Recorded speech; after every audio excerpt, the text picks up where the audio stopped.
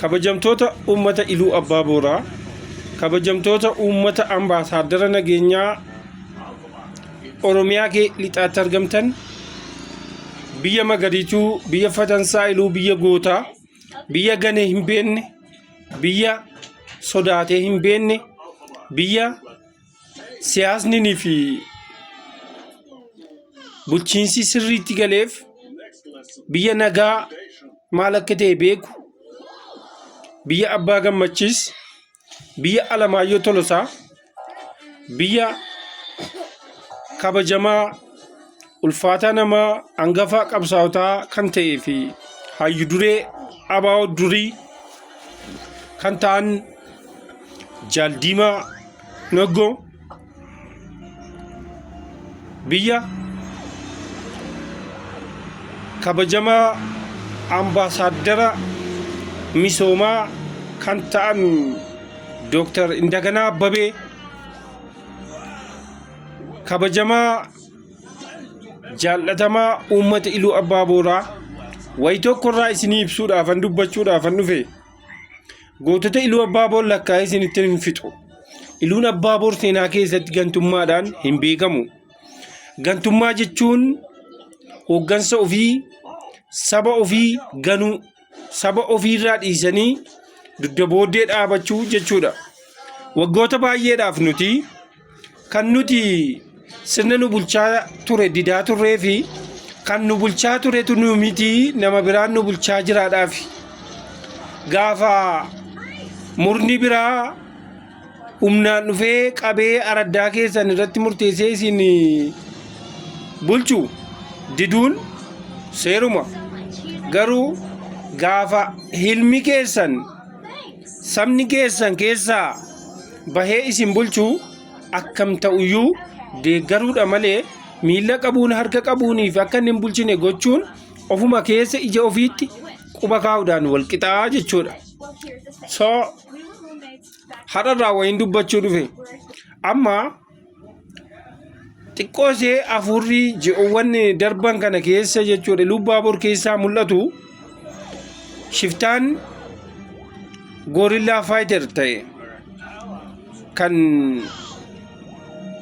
uummata ofii saamu, kan uummata ofii irratti gootummaa agarsiisuudhaaf waraanu gantuun abaa'oo shanee yeroo ganda keenya keessa deemtee uummata keenya irratti diraamaa hojjettu argaa irraa jechuudha. Inni kun maaloodha? Maaltu dubbatamaa jira? Amalli isaanii akkamii kan jedhu seeruma saayinsii riphee lolaa yookaan goorillaa faayiterii kanan isinitti hima. Yeroo baay'ee namoonni keenya akka waan cimaa jirri ta'anitti sammuu keessan yeroo isin haasoftan arginaan riphee lolaa jechuun hiikti isaa rukutaa fiigaa yookaan dhukaasaa fiigaa jechuudha. Dhukaasaa baqataa jechuudha. Goota jechuun dhaabatee isa lolu jechuudha. Kanaaf gootummaa kan jedhu eegsirra kaafii gootummaa kan jedhu shaneedhaan hin madaalu. Maaliif riphee lolaadha? Not only shane, as all in the world, gorilla fighter is fighting and running. Kanaadha kan ibsu. Kanaaf kan baqatu, kan rukutaa baqatu kun goota jechuu hin dandeenyu jechuudha. Inni kan biraa amala shanee kun maaloodha, kaayyoon isaanii maaloodha, ejjennoon isaanii maaloodha kan jedhu waan kan isaaniin taane balleessuudhaan nama dadhabsiisuu yookaan dhaabbata tokko dadhabsiisuudha hojiin isaanii kan isaan irratti bobba'anii haala tooftaan isaanii jechuudha. So yookaan immoo sabotage afaan ingiliffaatiin isa jennu badii raawwachuu, badii kan raawwatan hannaan badii raawwatu jechuudha. Halkan dukkanaan badii raawwatu jechuudha. Yeroo akkanaa immoo hattuu shiftaa jettuun jechuudha. Humni isaanii inni guddaan basaastummaadhaan, humni isaanii inni guddaan odeeffannoodhaan basaasaniitu lafa humni hin jirre, lafa waraanni cimaan waraanni hin jirre jechuudha. Lafa humni faallaa isaanii jechuudha isaan diinatti hin jedhan hin jirre goranii goyoomsaa hojjechuudhaani badii wayii raawwachuu kanneen akka mana barumsaa faa kanneen akka lubbuu namaa faa balleessanii eeyutu akkana godhe eebaluutu akkana godhe jedhanii dubbatan asirratti wayii jedhagaa keessattuu yeroo darbee godina keenya keessatti yeroo jarri dhokatanii lubbuu milishaa ajjeesanis beekamaadha. Milishaan du'e kun Oromoodha. Oromoo ajjeesaa immoo Oromoodhaaf qabsaa jechuun kijiba. Kanaaf shaneen qabsaa Oromoodhaa miti. Oromoodhaaf qabsaan jiru waan jedhuun iyyuu kaasa. Inni kan biraa cimaadhaa jarri cimoodhaa itti deemuun hin ta'u kan jedhu tasumasaa cimaa miti. Jarri maaloo dharee dhokataniitu dhukaasanii fiigu waan ta'eef hattee ishee nama gaaddee deemtu waan taateef tarii kun cimina ta'uu danda'a jechuudha. Akkasiin ilaaltanutti ummata ofii rukutaa hatanii rukutanii fiigaa saaboteejii yookaanis immoo badii qabeenya uummataa irratti kominikeeshinii yookaan dhaaba uummataa irratti hojjechaa jarri kun qabsaa'ota uummataatii jechuun sobaa jechuudha. Kanaaf shaneen diina uummataati malee qabsaa'ota uummataa mitiin isiniin jedha. Mitiin isiniin jedha. Inni kan biraa uummati keenya tooftawwan isaan ittiin jiraatan keessaa ciminni isaanii inni tokko odeeffannoodha.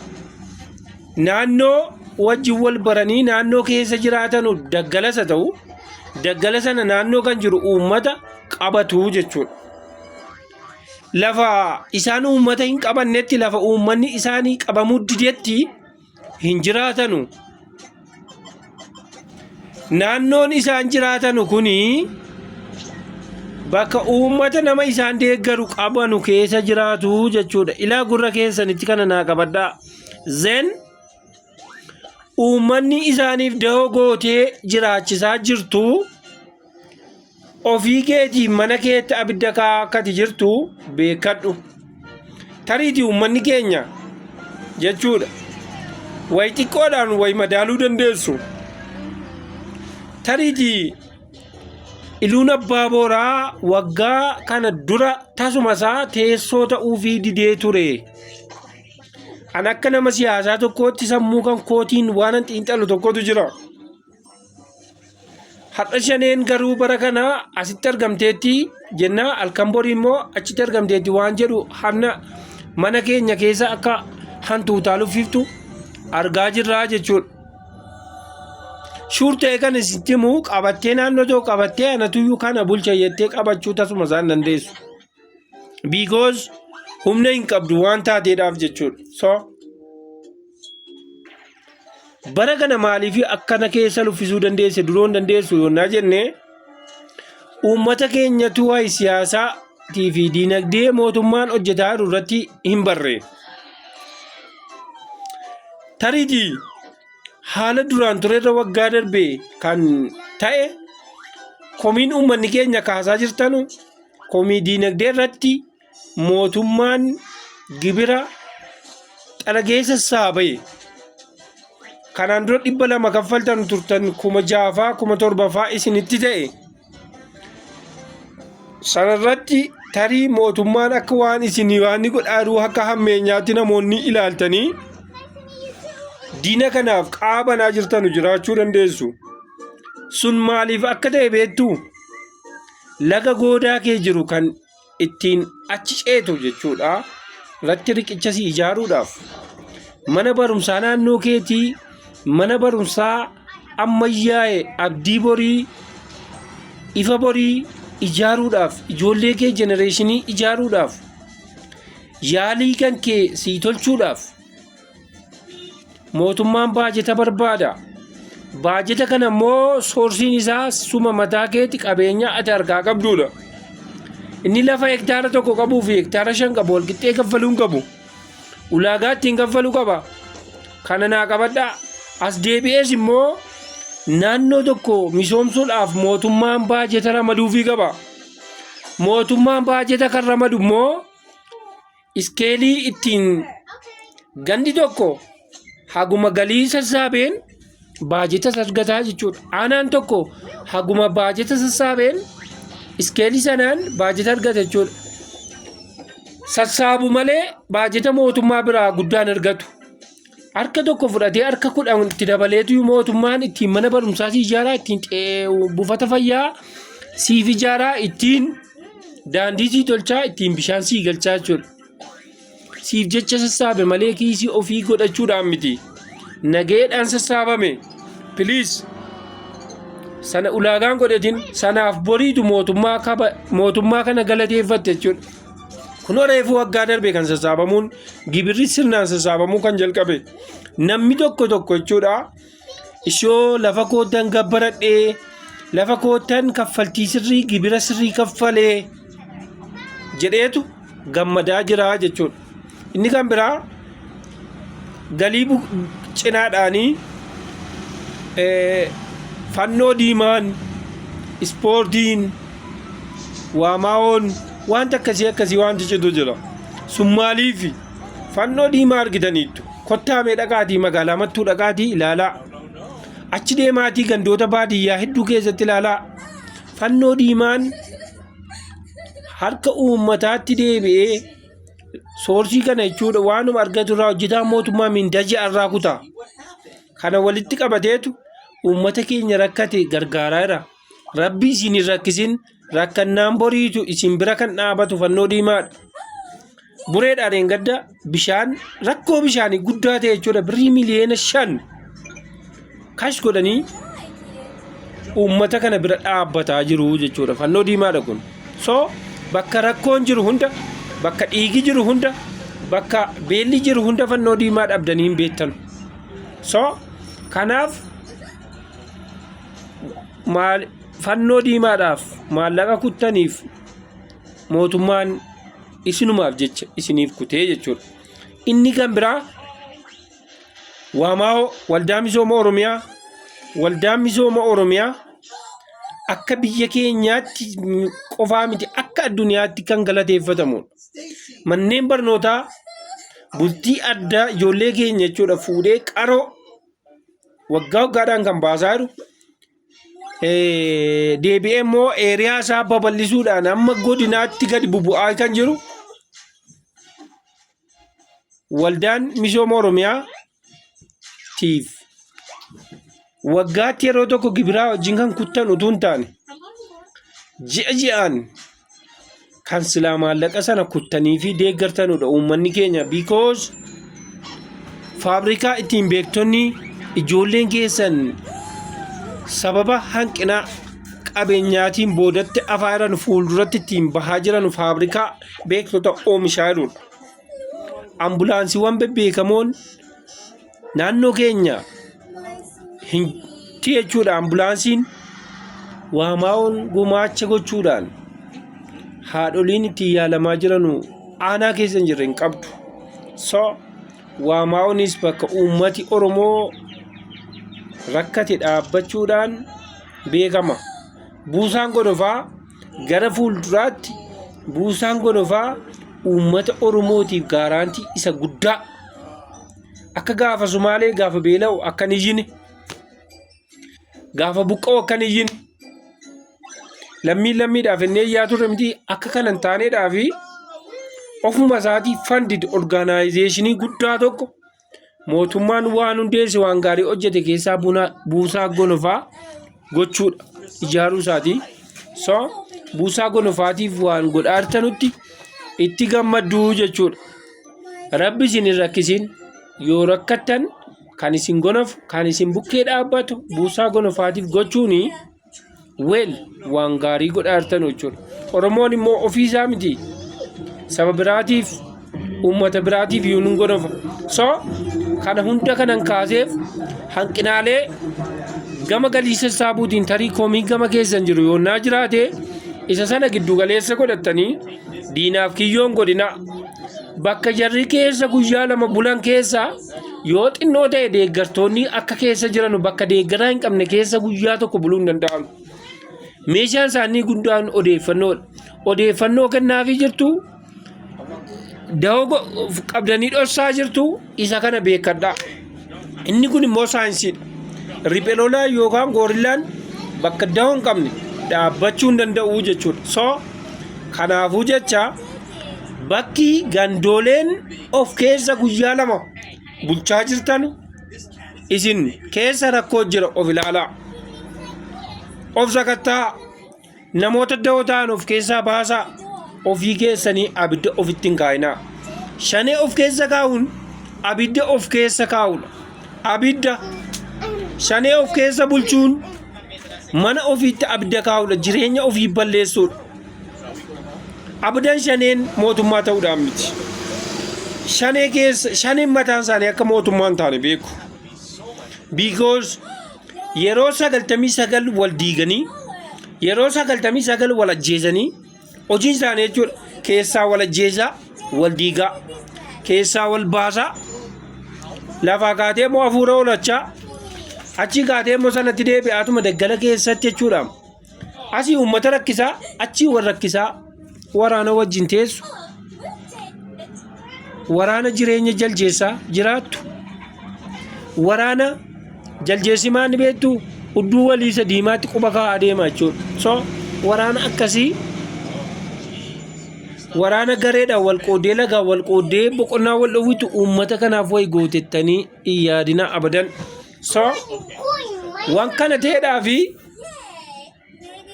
ta'eedhaafi uummanni keenya amala dur isin irra hin jirre amala duraan hin qabne ambaasaadarummaa nageenyaa kan dur qabdanu sanatti of deebisuudhaaf gandooleen shaneen isin keessa socho'uudhaaf isin keessatti mul'attu of duuba deebi'aa of ilaalaati of sirreessaa. Sure kana ta'uu baannaan rakkoodha. Inni kan biraa amma dheengadda naannoo Nophaatti daa'ima tokko ajjeesanii mootummaa takkana godhee waraana mootummaa takkana godhee jedhanii immoo miidiyaa irratti afarsaaru. Target Hacaaluu ajjeesaniitu Hacaaluu mootummaa ajjeesee waan jedhu kaasanii ittiin afarsan. Ilaa dhaggeeffadhaa. Warri afarsitanis miidiyaa irratti baatanii warri stop killing Ilubaaboor eenyu kan ajjeese eenyume waan isin dhibu mootummaan gam tokkoon uummata siyaasa hojjeta gam tokkoon nageenya eega ilaa isin gam tokkoon misooma hojjeta utuu akkam ta'e lubbuu namaa baasee siyaasi mootummaan bu'aan hin argatu hin jiru. Kan hin argatu maaloodha lubbuu namaa eegeetuyyuu galata argataa jaalaltummaa argata jechuudha mootummaan. Kanaaf kan nama lubbuu namaa ajjeeftuu fi shiftaan akka uummanni mootummaan isin eegaan dadhabee mootummaan isinii ajjeesaa jiraa jettee akka uummatatti mootummaan ka'uudhaaf jetteeti jechuudha. So lubbuu keessan kan tuutti hin kaffalinaa. Kan tuutti riskii hin kaffalinaa. Rasaatiin dhugaa taanaan fageenya irra deemee abbaarra bu'u hin beekamu jechuudha. Dhageessanii so gadi fuudhaniitu haala ajjeesuu dadhabanii mucaa daa'ima ajjeesa jechuudha makalaakaan. Afuuftuu nan afaan ina afuuftuu isheen kaan immoo biyyuma kanayyuu hin jirtu bakka sana hin jirtu fayyuma abbaa dhaqabaa godhatti. Uummanni naannoo sanaa garuu dhugaa jiru beekaa jechuudha. So egaa riphee lolaa jechuuni waraane fiigaa yookaan rukute fiigaa dhokatee haxxee qabatee dhahee achumaan caakkaatti of kennu bowwaatti of kennu amala akkasii jechuudha. Goota jechuun hin dandeenyu hattuudha jechuun ni dandeenya malee. Inni kan biraa saba ofii ajjeesa waan ta'eef gantuudha jennaan jechuudha. Inni kan biraa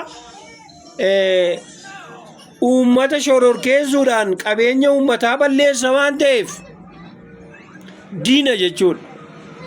Diina jechuudha.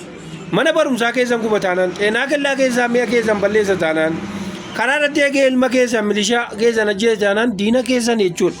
So please harka tokkoon kaa'ati sagalee tokkoon kaa'ati ofii keessaniif jedhaati shanee irratti duula ilaa dargaggu ula deema tokkoon keetiin aarsaa kaffalte jechuudha. Riphee lolaan kan inni mo'atamu uummati ijaaramee bakka boqonnaa yoo dhoowwate qofaadha. Akkamitti madda odeeffannoo ta'uuf yoo diddan ilaa umaayyuu dhiisaa waraanuun isin ilaallatu uummatan ilaallatu qaamni waraanu lafa jira odeeffannoo meeshaa hin ta'inaafi odeeffannoodhaan meeshaa hin ta'inaafi wayni immoo isinitti maal ganda keessan keessa bubbulteetti taanaan isin keessaa odeeffannoo qabdi jechuudha. Ilaa dhufaa jiru baqadhu ilaa deemaniiru deebii kan jettuun qabdaa jechuudha. So kanaafiyyuu abidda rabbiitu mandara keetti qabachuudhaaf deema. Abidda rabbiitu walitti qabamtee gubatteetu achitti jechuudha. Walitti qabamtee gubatteetu mandarri biraa nagaa taaju shaneedha wajjin gubatteetu shaneedha atis shaneedha waan taate shaneedha wajjin gubattee baddeetu iyyuu biyyinni ka'aafee nagaa ta'a jechuudha. Kanatti naa qabaddu gandoonni akkanatti qabaddu maaliifiin hin boo'ichatu mana kee gala shaneen mana kee galaan kanaaf madda odeeffannoo shanee warri taatanu ispeeshaalii of eeggadhaa. Amaloota goorillaa keessaa saabooteeji kana saabooteejiin immoo maaloodha kan jedhu googilii dhaqiitii sarchi godhi ilaali googilii ambiisheedha kana dhaqiitii ilaali maaloodha badii balleessuudha jechuudha. Baduu balleessuu bakka rukutanii baqachuu nama ajjeesuun gootummaa nama ajjeesanii baduu safara tokko qabattee mootummaa ta'uuf kaayyoo kan hin qabne bineensa jechuudha. Kanaaf please be ready, protect yourself, protect your area, protect your zone, your regional state. So be stable, peace and security. Have a good night. Rabbiin isinii wajjinaa ta'u tokkoomtanii akkuma waggaa duraa komii umaa qabaachuu dandeessu. Shanee mana keessanitti fiddanii garuu zalaalama boosu akka uummata Wallaggaatiif Gujii. Zalaalama Wallaggaaf Gujiin Booranni deebisanii ijaaruudhaan mootummaan kaffaltii guddaa aarsaa guddaatti kaffalaa jira. Dhaggeeffadhaa. Ilaa nyaata nyaatanu caalaa bishaan dhugdanu caalaa nageenya mana keessan jirutuyyuu nageenyaan ciiftanii bultanutuyyuu isiniif dhiiga keessan qilleensa keessan hafuura fudhatanu isinii ta'e isin fayyadaa. Uummanni keenya adaraa keessan cimina shanees nutti himina. Deebitanii immoo shanees fira jettanii hin fudhatinaa. Shanee jechuun sababoota nama tarreesseen hattuudha, gantuudha, sodaattuudha, shiftaadha, humna badiiti. Saabotee jechuun badii jechuudha baay'ee. Humna badiiti daameeji wayi godhu wayi balleessitee baddu jechuudha. Humna nama ajjeeftee gammaddu jechuudha. So namni seen ajjeeftu immoo Ilubaaboor keessaa Tigireen hin jiru wanti biraan jiru. Humni seen ajjeeftu milishaadhuma Oromoo keenyaati. Kan iseen balleessitu poolisiidhuma Oromoo keenyaatiin kan uummata keenya eeguudhaadhee halkanii guyyaa jechuudha. Qorra nyaatee maal nyaatee nageenya keenya eegee qabeenya keenya eegee jiraatu kanaaf buddeena dheedhee nyaatee bulu kanaaf.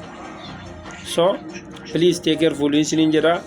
An dhaamsa kana dhaamsi koo wallaahi billaahi kan isin fayyaduudha.